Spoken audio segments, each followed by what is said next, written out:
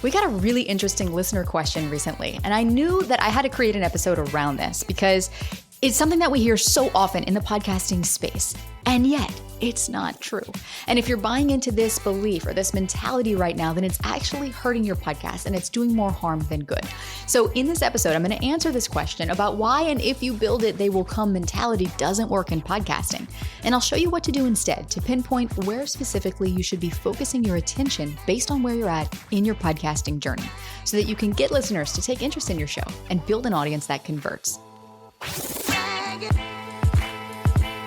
Welcome to Insider Secrets to a Top 100 podcast.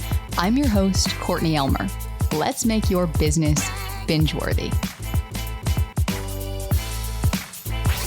Hey, Courtney, this is Christy Mayfield from WineWise, and I have a question for you. I initially had an if I build it, they will come mentality. How can I shift my approach to attract a more engaged audience? Christy, thank you so much for taking the time to ask this question. I love this question because this is a mindset that tends to permeate the podcasting industry. As long as you hit publish, as long as you have good content, as long as you stay consistent, your show is going to grow. And I think to many podcasters' dismay, 6 months in, 1 year in, 2 years in, they realize that's just not the case. And here's why. Because if building it were enough to make people come, then every podcast out there would be ranking every week. Every podcast out there would be bringing in hundreds of thousands of downloads and would be shared by people around the world. But the truth is there are millions of podcasts that are failing because they stopped at build it. And honestly, I had to learn this the hard way in podcasting. This is an old idea that was perpetuated in the olden days of podcasting, as my 6-year-old would say. And back then, there weren't a lot of podcasts to listen to. There weren't a lot of options for listeners. And so years ago, had you started your podcast, yes, people would come because they were looking for podcasts and there wasn't that many options. 5 years ago, when I launched this show, that was still somewhat true. I launched my show and it started growing from the early traction that we built during the launch phase, and I had no idea who the listeners were or where they were coming from. But the industry has shifted and it is continuing to shift. And when those shifts started to happen, I hit a plateau. And eventually I rebranded the show and it started growing again. But there was a lot that I learned in that process. What I was missing, what I needed, and some of the things that I thought were true about podcasting that just weren't true. So as I unpack the answer to your question, Christy, and for you listening right now, you have to think of podcast growth as two sides of one coin. There's attraction. In other words, getting your podcast in front of potential listeners and getting those listeners to take action to hit play. And then there's retention, which is keeping those listeners, keeping them coming back, keeping their attention, keeping them engaged. And then if you have a business or you want to drive those listeners somewhere else, then there's also conversion. But for the sake of this conversation here, we're strictly talking about growing a podcast audience, just like you would grow your social media following or grow your email list. What you do with that following or with that list later is up to you. And so how to get listeners to convert to leads from your podcast, that's a different topic that we'll cover in a different episode. But what happens is when it comes to podcast audience growth, and the mistake that I made early on in my podcasting journey was thinking that just because I hit publish and just because I thought I had great content that people were going to find the show and that it's naturally going to grow. And part of this is because there's a lot of rhetoric out there right now of things that used to work in podcasting, but that don't work anymore. And people are still blindly following that advice. In their defense, because we don't really have a lot of other advice to follow. There's not a lot of other fresh voices in the space, which hopefully you can see I'm doing my part to change. But the reality is there's not a lot of other advice out there. And so I followed this advice too because I didn't know any differently. And because there wasn't any other advice. And so I thought, well, this is what worked for other people, well, then surely it's going to work for me. But what I didn't take into account was just how much the landscape has shifted. And so the truth is, the two sides of a coin to growing a podcast audience is attraction and retention. You cannot have a podcast audience, and your podcast audience will not grow if you have one without the other. And a metaphor for this that you might have heard some other podcasting experts use is it's kind of like you're trying to build an audience with a leaky bucket. You know, you're putting all this traffic into it, but you've got holes in your bucket and people are falling right out. But I'm from the South. My family's Cajun. I grew up outside of New Orleans. And so we say, oh, shat, you coming in the front door and they just going right out the back. And every time I break into that accent, people are like, oh my gosh, can you be the voice on my map in my car? I'm like, yeah, maybe I have a second career here. I could start recording some directions. You know, oh, shat, slow down. You're going to miss your turn. Anyway, getting back to podcasting. launching a podcast with the right messaging and the positioning, and then consistently marketing that podcast after it's launched, it's kind of like opening the front door. Your front door, you're flinging it wide open. Oh my gosh, hello, welcome listeners. I'm so happy you're here. In brick and mortar business terms, it's kind of like putting your open sign out front. But we both know that's not going to do you any good if people wander in and don't buy anything and walk right out again and never come back. And so if you as a podcast host are not also doing things to keep your listeners, to keep them coming back, it is going to be really hard to grow. So the conversation we need to have here is, first and foremost, A, what are you doing to attract new listeners daily to your show? Because new daily followers is the number one metric that podcast players look at when it comes to engagement on a podcast. This determines your ranking potential. It determines if your podcast gets shared by those players to more listeners to say, oh, you listen to this show, you might also listen to this one. And then B, what are you doing to keep those listeners coming back? It has to work in tandem. Now, the good news is if you have a podcast, you've probably already got a lot of these elements in place already. And if you're starting from scratch, well, it's really easy to learn this stuff from the beginning so that you save yourself a lot of time and trial and error and effort. So if you're already podcasting and you are releasing an episode every single week and you're sharing your episodes to your email list and maybe even your social media, that's a great start.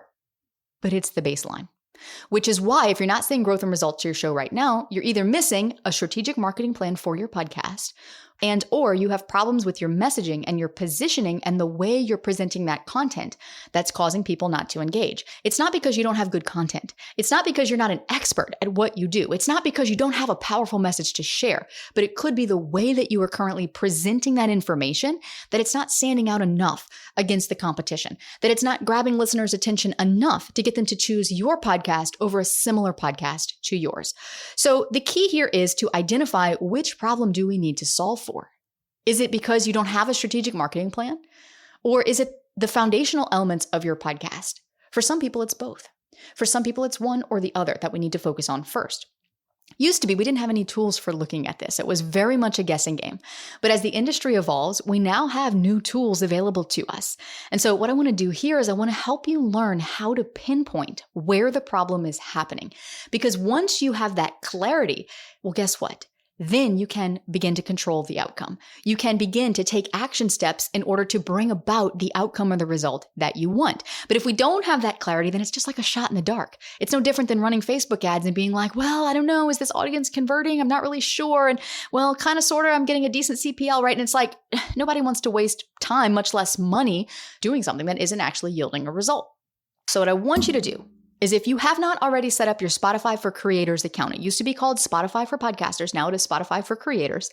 If you haven't set that up, go set that up. If you have that account, what you're going to do is you're going to open up your Spotify for Creators dashboard. You're going to navigate on the left-hand side where it says Analytics, and then you're going to click the Discovery tab at the top. Now, this is new. This is new, and we're so excited to have this information because what this gives us is a click-through rate for your podcast. Because the first thing you're going to see on the far left is the number of people that your show has reached over a given period of time. What you're going to see in the middle is the number of people who saw your show and then clicked into your podcast that showed interest. And then on the far right, you're going to see the number of people who streamed your show for 60 seconds or more. And Spotify will actually give you a conversion rate right there. So if you're not looking at your dashboard right now to see the visual, we're going to get a little in the weeds here, but come back to this episode looking at your dashboard, and this is going to click instantly. It's going to make so much sense. Now, my good friend and colleague of mine, Jeremy Inns, dove really deep into this data from his clients to study the numbers and to actually come up with a benchmark average of what all of us as podcasters should be shooting for with these percentages based on the sample size that he used. He's actually going to be joining us in the next episode here on the show to dive deeper into this and help you with some tips on what you can do to improve these numbers if they're lower than you like. But for now, let's take a look at what the numbers should be. The number on the left, which represents the people who took action on your podcast, like seeing your cover art and then clicking through, or hitting the follow button, or saving an episode or saving your podcast to a playlist, or downloading an episode, or even playing an episode up to 60 seconds. The average benchmark you want to shoot for that conversion percentage is 10%. Now, the number on the right, which represents the people who actually did hit play, those are the people who got all the way through all those podcast content gatekeepers that we've talked about at length here on the show and who have actually listened to an episode of yours for longer than 60 seconds. The average benchmark you want to shoot for there is 63%, which means that if your podcast is performing at less than 10% for the first number, we've got a messaging and positioning problem. If it's performing at less than 63% for the second number, we've got a retention problem. If it's underperforming in both, click the link in the show notes and book a call and let's talk, because all of this is totally fixable. What happens is most people give up here. Most people don't get the results that they want from their podcast and they stop and they say, well, podcasting doesn't work. I tried it. It didn't work for me. What they never learned how to do was either throw the front door wide open through their messaging and positioning and their podcast marketing to attract listeners to their podcast, or B, deadbolt the back door through their content, their format, their differentiation, they're mastering their craft as a podcast host, or all of the above. But the best part of all of this, as any of the true podcasting experts in the industry will tell you, these are all things that you can learn. These are all skills that you can learn. It's not like it's one of those ineffable things where it's like, oh, you either have the it factor or you don't. No, these are all just skills. And what happens is a lot of times people get into podcasting not realizing they don't have the skill set of a successful podcaster yet. And if you go back to episode 298 that I did with Dr. Christine Lee, a psychologist who joined us here on the show and fellow podcast host, I'll link to it in the show notes for you. She talked about this idea of how you have to step into the identity of a successful podcaster before you are a successful podcaster. And it's tough to do because our brains are like, wait a minute, what? I'm not a successful podcaster yet. But yet when we can embody that now, then we begin to align our actions and our efforts to that of a successful podcaster. And that is how we reach that goal. So it's a wonderful episode. It's a little bit mind-bendy in the best way possible. I highly encourage you to go listen to it. I learned these skills. It took me 5 years. It doesn't have to take that long for you. And because you listen to this podcast, that's how I know that you're serious about growing yours. That's how I know that you've probably tried a lot of things that haven't worked. That's how I know that you value doing it right because you value your time. And in starting a podcast, you want to do it well. You want to do it in a way that gets you results quickly, that you don't have to figure out through trial and error. So here's the big takeaway here. Podcast growth isn't about building it and hoping that they'll come. It's about opening the front door wide open and locking the back door tight. So my homework for you walking away from this episode is to go and pinpoint what your specific problem is. Let's get clear on that first. Because if we aren't clear, like I mentioned a moment ago, you can spend a lot of time trying different things that may or may not work. And if you don't have a podcast yet, well, lucky you, because you can avoid these problems from the start so that you can set your podcast up to attract the right listeners and retain them, to keep them from day one. And if you're intrigued by this and you're like, okay, I want to dive deeper. I want to get the right messaging and positioning in place. I want to be able to reach the listeners out there who are looking for a show like mine. I want them to be able to find me. I want to keep them engaged. I want to get them excited every week to come back to learn from me.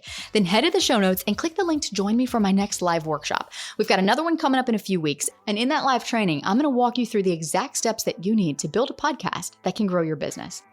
And speaking of helping you connect with more listeners, I hinted earlier in this episode that in the next episode, I've got a very special guest joining us who I am so excited for you to meet, who I had the privilege of sharing the stage with at Podcast Movement recently, my good friend, Jeremy Inns.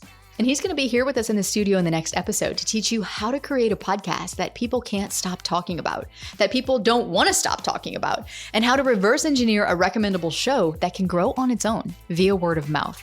That's all coming up next to help you make your business binge-worthy.